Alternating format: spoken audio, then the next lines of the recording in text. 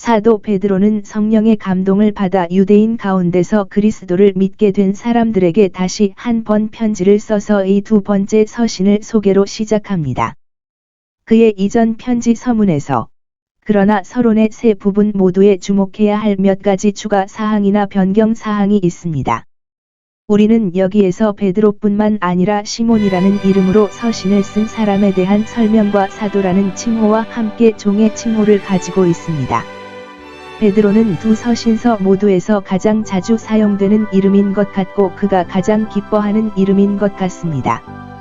그가 예수님을 살아계신 하나님의 아들 그리스도라고 고백할 때 우리 주께서 그에게 주신 이름입니다. 그 진리를 상징하고 인봉하는 바로 그 이름이 모든 사람이 그 위에 건축해야 하는 기본 항목, 즉 반석이 되도록 인봉합니다. 그러나 이전 편지에는 시몬이라는 이름이 생략되어 있지만 여기에 언급된 것은 그가 할례를 받을 때 그에게 주어진 그 이름을 완전히 생략함으로 인해 율법에 열심히 있는 유대 신자들이 마치 그가 할례를 거부하고 멸시하는 것처럼 사도를 질투했습니다. 그는 여기에서 자신을 예수 그리스도의 종, 사도이기도 함이라고 칭합니다. 이 점에서 그는 다윗이 하는 것처럼 자랑할 수 있습니다. 시 1. 그리스도를 섬기는 것이 최고의 영예에 이르는 길이다. 그리스도 자신은 만왕의 왕이시며 만주의 주이십니다. 그리고 그가 그의 모든 종들을 하나님 앞에서 왕과 제사장으로 삼으신다. 이 주인의 종이 된다는 것은 얼마나 큰 영예입니까? 이것은 우리가 죄 없이는 부끄러워할 수 없는 것입니다. 그리스도의 종이 됨으로써 승리하는 것은 그리스도를 섬기는 일에 참여하거나 그 안에 거하도록 다른 사람들을 참여시키는 사람들에게 매우 적절한 일입니다. 이 주인의 종이 된다는 것은 얼마나 큰 영예입니까? 이것은 우리가 죄 없이는 부끄러워할 수 없는 것입니다. 그리스도의 종이 됨으로써 승리하는 것은 그리스도를 섬기는 일에 참여하거나 그 안에 거하도록 다른 사람들을 참여시키는 사람들에게 매우 적절한 일입니다. 이 주인의 종이 된다는 것은 얼마나 큰 영예입니까? 이것은 우리가 죄 없이는 부끄러워할 수 없는 것입니다. 그리스도의 종이 됨으로써 승리하는 것은 그리스도를 섬기는 일에 참여하거나 그 안에 거하도록 다른 사람들을 참여시키는 사람들에게 매우 적절한 일입니다. 우리는 이 편지를 받은 사람들에 대한 기록을 가지고 있습니다. 앞선 서신에서는 그들이 하나님 아버지의 미리 아심을 따라 택함을 입은 자들로, 여기서는 우리 주 예수 그리스도 안에서 보배로운 믿음을 얻은 자들로 묘사하고 있습니다. 여기에 언급된 믿음은 이단자의 거짓된 믿음, 위선자의 가장된 믿음, 정식 교수의 열매 없는 믿음과는 크게 다르기 때문에 그가 얼마나 정통적이든 간에 말입니다. 그것은 효과적인 부르심 안에서 하나님의 영에 의해 역사되는 하나님의 택하신 자들의 믿음입니다. 1. 참된 구원의 믿음은 귀중한 은혜이며 가시적인 교회에서조차 매우 드물고 매우 희귀할 뿐만 아니라 가시적인 많은 교수들 중 극소수의 참된 신자들이 있습니다. 마 22, 14. 그러나 참된 믿음은 매우 뛰어나고 그것을 가진 사람들에게 매우 유용합니다. 의인은 참으로 신성한 영적 삶인 믿음으로 산다. 믿음은 이 훌륭한 삶에 필요한 모든 지원과 위로를 얻습니다. 믿음은 그리스도께 가서 새 피조물에 합당한 자양분인 포도주와 젖을 산다. 4:55. 1. 믿음은 풍요롭게 하는 천상의 보화인 검증된 금을 사서 집으로 가져옵니다. 믿음은 흰옷 곧 입히고 단장하는 왕의 예복을 입고 입는다. 믿음은 개인 그리스도인과 사도 모두에게 똑같이 소중합니다. 그것은 한쪽과 다른 쪽에서 동일한 귀중한 효과를 생성합니다.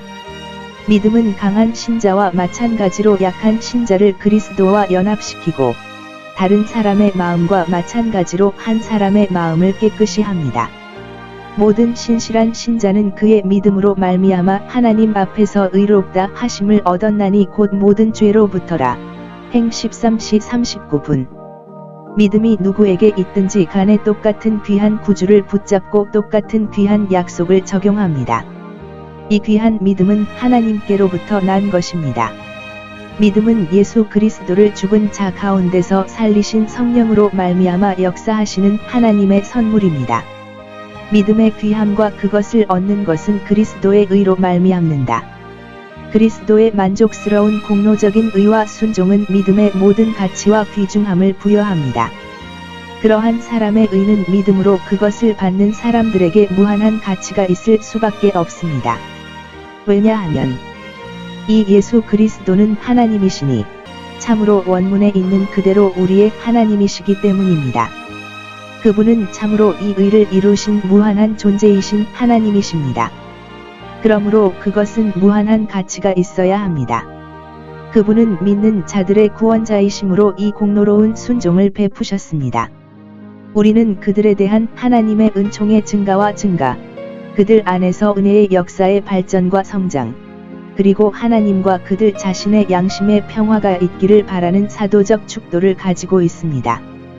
그것들이 풍부할 수 있습니다. 이것은 이전 서신에 있는 바로 그 축복입니다. 그러나 여기에 그는 덧붙입니다. 은혜와 평강이 배가 되는 방법과 수단에 대한 설명 대시 그것은 하나님과 예수 그리스도에 대한 지식을 통한 것입니다. 유일하게 살아 계시고 참되신 하나님과 그가 보내신 예수 그리스도를 인정하거나 믿는 것은 영적인 삶의 큰 향상이거나 영생에 이르는 길이 될 수 없습니다. 은혜의 증가를 구하는 사도의 믿음과 기대하는 그리스도인의 소망의 근거. 우리가 이미 받은 것은 우리가 더 많은 것을 청하도록 격려해야 합니다. 은혜의 일을 시작하신 분이 그것을 완성하실 것입니다.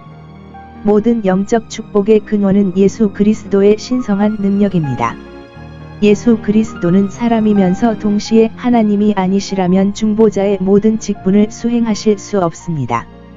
참된 영적 생명, 경건의 생명과 능력에 관계하고 영향을 미치는 모든 것은 예수 그리스도에게서 옵니다.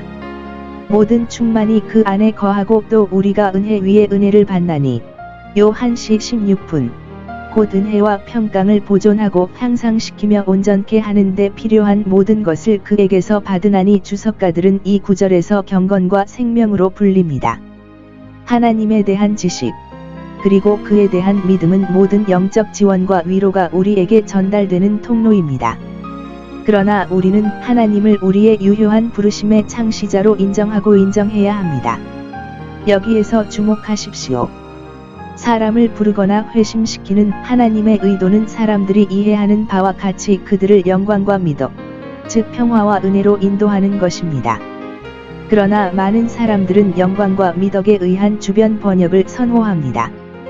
그래서 우리는 에베소서에 기록된 하나님의 영광과 덕 또는 영광스러운 능력의 역사로 제시된 효과적인 부르심을 가지고 있습니다.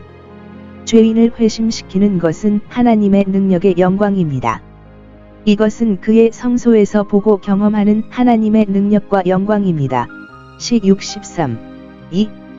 이 능력 또는 미덕은 흑암에서 기이한 빛으로 부르심을 받은 모든 자들에 의해 찬양되어야 합니다. 회전 1. 사도는 은혜와 평강의 증가를 바라는 그들의 믿음과 소망을 격려합니다. 왜냐하면 동일한 영광과 미덕이 행사되는 복음의 약속을 주는데 사용되고 증거되기 때문입니다. 우리의 효과적인 부르심에서 약속으로 말미암아 좋은 일이 더 없이 금을 주목하라. 죄의 용서는 여기에서 의도된 축복 중 하나입니다. 이것이 얼마나 큰지 하나님의 진노의 능력을 조금이라도 아는 사람은 누구나 쉽게 고백할 것입니다. 이것은 주의 능력이 크신 것을 베푸실 약속된 은혜 중 하나입니다. 민 14시 17분. 수없이 많고 가증한 죄를 용서하는 것. 모든 죄는 하나님의 진노와 저주를 받아 마땅하며 그것은 영원토록 있음. 은 놀라운 일이며 약속된 복음의 축복은 매우 귀중하다. 구약의 큰 약속이 메시아인 여자의 시, 히 11시 39분. 인 것처럼 신약의 큰 약속은 성신, 눅 24, 49, 입니다. 생기를 불어넣고, 빛을 비추고, 거룩하게 하는 성령이 되십시오. 복음의 약속을 받는 자들은 신의 성품에 참여한다. 그들은 마음의 심령으로 하나님의 형상을 따라 지식과 의와 거룩함에 새롭게 되어 그들의 마음은 하나님과 그분의 봉사를 위해 정해져 있습니다. 그들은 신성한 기질과 영혼의 성향을 가지고 있습니다. 율법은 사망에 이르는 직분이고 의무는 죽이는 것이지만 복음은 생명에 이르는 직분이며 성령은 허물과 죄로 죽은 자들을 살리십니다. 성령께서 그 안에서 신성한 본성을 역사하시는 사람들은 썩어짐의 속박에서 해방됩니다.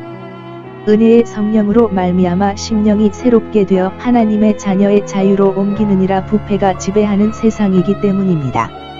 아버지께 속한 자가 아니요 세상에 속한 자들은 죄의 권세 아래 있느니라. 세상은 사악함에 놓여 있다. 죄가 세상 사람들을 지배하는 것은 정욕을 통해서입니다. 그들의 욕망은 그것에 있고 따라서 그것은 그들을 지배합니다. 죄가 우리를 지배하는 것은 우리가 죄 안에서 누리는 기쁨에 따라 결정됩니다. 그러므로 그것은 그들을 지배합니다. 죄가 우리를 지배하는 것은 우리가 죄 안에서 누리는 기쁨에 따라 결정됩니다. 그러므로 그것은 그들을 지배합니다. 죄가 우리를 지배하는 것은 우리가 죄 안에서 누리는 기쁨에 따라 결정됩니다.